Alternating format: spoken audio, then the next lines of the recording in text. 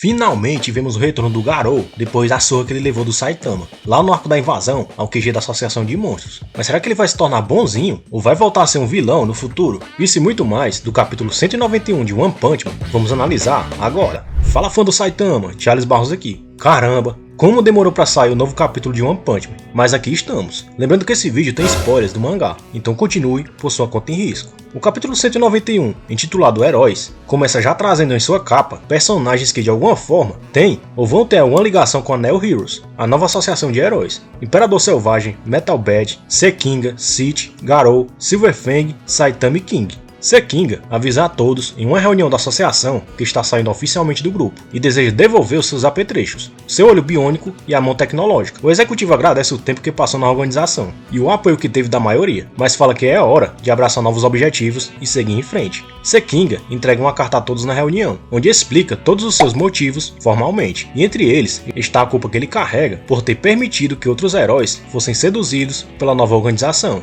deixando a associação de heróis logo em seguida. McCoy também está na reunião e faz pouco dos motivos do colega, chegando a perguntar se o executivo não era como os outros, que estavam saindo só para se aliarem a Neo Heroes. Cara, como eu odeio esse McCoy. O cara faz tudo de errado que pode dentro da associação, enquanto esconde que já tá com os dois pés para fora dali e vem questionar a decisão dos outros. Sekinga muda de ideia e resolve contar logo seus planos, já que eles iam saber de qualquer jeito. O executivo fala que vai ingressar na Neo Heroes para apoiar os heróis e proteger a população, o que sempre foram seus objetivos desde o começo. Sekinga ainda dá uma alfinetada em todos os presentes ali, perguntando qual grupo poderia proteger melhor o povo e apoiar os seus heróis e qual grupo só fingia fazer isso. Levando em conta que foi uma pergunta retórica, o executivo levanta e conclui que essa não foi uma decisão fácil, mas que foi tomada depois de muito tempo pensando na melhor decisão que ele poderia tomar. E como McCoy não gosta de ver ninguém honesto perto dele, ele logo acusa o colega de levar informações secretas da Associação de Heróis até a Neo Heroes, e que isso poderia ser considerado uma grande traição.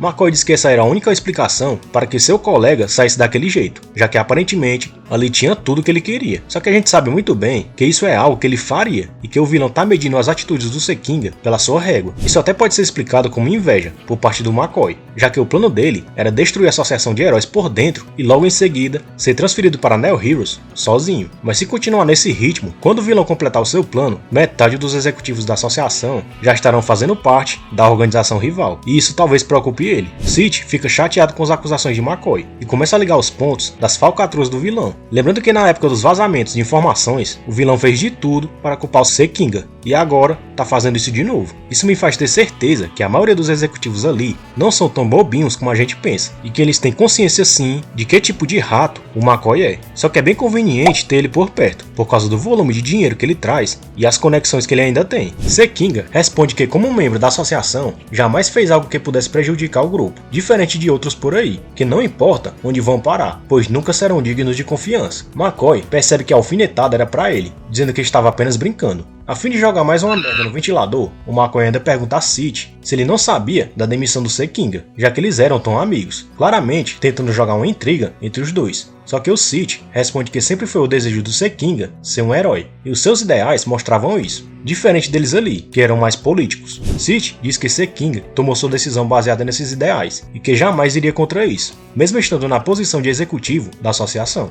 Logo em seguida, vemos Sekinga pegando uma maleta no seu armário, no vestiário do QG, e então vemos o seu novo olho robótico e uma mão biônica, e logo o executivo instala os apetrechos em si próprio. Enquanto desce o elevador, Sekinga carrega diversas informações do QG, através de um holograma, em seu novo olho, enquanto começa a se comunicar com alguém. Em outra parte da cidade, vemos o Isamu, lendo as informações, através de um óculos high-tech, bem parecido com aquele do Tony Stark, em Vingadores Guerra Infinita. O garoto agradece os dados recebidos e também a contribuição de Sekinga em sua investigação, enquanto Sekinga fala que os equipamentos tecnológicos fornecidos pelo garoto estavam funcionando perfeitamente. O herói Mirim responde que isso era óbvio, pois eles eram muito superiores à tecnologia que o Dr. Bofoy fornecia atualmente à associação. Sekinga termina dizendo que vai encontrar o Isamu no QG da Neo Heroes, para que eles possam começar a fase 2 de suas investigações contra o McCoy, e investigar quais próximos passos ele daria quando saísse da organização. Fica claro aqui que eles descobriram que o McCoy é o rato que anda dando informações secretas para a Neo Heroes,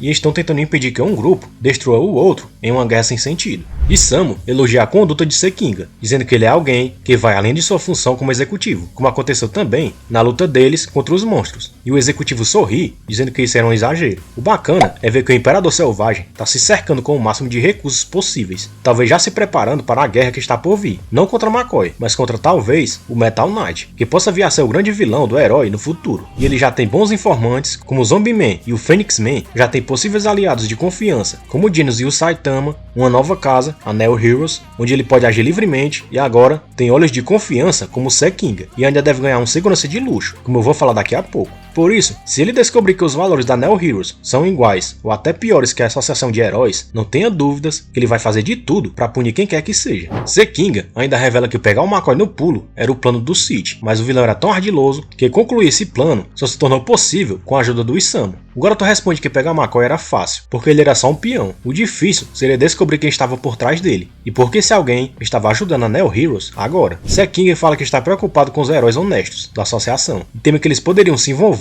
e serem pegos no fogo cruzado, o que acabaria para sempre com a reputação deles, como eu já venho falando aqui nas análises passadas. Quando o elevador finalmente chega no térreo, o Sekinga dá de cara com o herói classe S, Metal Bad, e temendo pela sua segurança, o executivo pergunta se ele estava ali para dar um sacode nele por ele ter deixado a associação. Metal Bad sorri, e na mesma hora, passamos a acompanhar um flashback onde o herói da classe S grita com alguém se recusando a deixar sua casa, para ir morar no novo QG da associação. Metal Bad fala que se recusa a morar perto daqueles milionários miseráveis e gananciosos, e que não poderia morar com a sua irmã em um lugar onde o abismo de classes era tão grande. Sem falar que há não muito tempo, ignoraram completamente o seu status de classe S e colocaram ele como segurança particular de um ricaço, o que foi um completo absurdo. Nessa hora, descobrimos que o herói falava com o Cid, que ainda tenta argumentar, dizendo que a irmãzinha dele seria protegida em tempo integral pela segurança do prédio, e que ele nunca mais ia precisar se preocupar com ela. Só que o Metal Bad fala que quem cuida de sua irmã é ele, e pede para Cid não falar dela de novo. O executivo então diz que a obstinação do Metal Bad era algo raro, e que era difícil encontrar isso por ali, e por isso tinha um último favor para pedir a ele. Daí voltamos ao presente, onde vemos o herói da classe S explicando ao Sekinga que vai com ele para a Neo Heroes, e que vai fazer a segurança do executivo pessoalmente, a partir de agora. Com isso, podemos concluir que o Cid abriu o jogo com o Metal Bad sobre tudo, e confiou a ele essa missão tão importante. Então agora, o Metal Bad é mais um na panelinha do Imperador Selvagem, e eu tô torcendo muito por eles. Metal Bad fala que ficou impressionado com a atitude do Sekinga e se transferir para a Neo Heroes a fim de proteger os heróis, sem que ninguém soubesse. Só que, meu amigo, nada que o Itachi já não fez lá em Naruto, então isso não me surpreende. O herói da classe S ainda diz para Sekinga não se preocupar, pois mesmo que sua posição de espião seja descoberta lá dentro da Neo Heroes, ele não vai deixar ninguém encostar um dedo nele. Sei não, hein? É uma promessa muito grande, mesmo para o Metal Bad, afinal, ele não sabe nada dessa nova organização. Sem falar que quem já acompanha aqui o canal sabe muito bem que existem membros extremamente fortes por lá. Mesmo assim, a fala do herói aqui foi bem legal, e só mostra de novo a índole dele. A cena termina com os dois embarcando em uma nave da Neo Heroes, que pousa em frente ao QG. O que eu achei bem bacana aqui é como o Wano e o Murata amarraram as pontas soltas que tinha na webcomic, já que por lá sequer foi explicado o motivo do herói ter saído da Associação de Heróis e ter ingressado na Neo Heroes. E aqui vemos todo esse pano de fundo investigativo, o que pode ser muito bom quando mostrar em um certo acontecimento que ocorre com o Metal Bad depois que ele entra na nova organização, que eu não vou contar aqui para não dar spoilers. Na página seguinte, vemos o retorno de um personagem que brilhou nos arcos passados, Garou. O vilão aparece fazendo a limpeza de um dojo, enquanto pede, com uma aura assustadora, que o Charanco traga logo seu lanche. Porém, o Silverfang aparece logo atrás dele, lhe dando um soco na cabeça. Garou questiona porque alguém como ele, que já tinha atingido o ápice das artes marciais, precisava limpar o chão do seu dojo todos os dias, enquanto o Karazeda começa a rir dele, dizendo que Garou ainda era fraco. Garou fica pistola com o Karazeda, inflamando ainda mais sua aura. Silverfang fala que isso era só o começo da nova jornada de Garou, e que ele precisava recompensar a todos que tinham feito mal no passado, através de muito trabalho duro, enquanto o ex-vilão volta a limpar o chão, com outro galo na cabeça. Bang fala para Garou se arrumar, pois já estava na hora de completar sua próxima tarefa, enquanto o vilão resmunga que estava recebendo mais serviços que um diarista depois de um feriado. Bang diz para ele parar de reclamar, enquanto Karazeda fala que o dojo estava com sérios problemas financeiros, e que a falta de alunos só piorava a situação. Vale lembrar que o próprio Garou deu uma surra em todos os alunos do Bang na academia, e que esse foi o maior motivo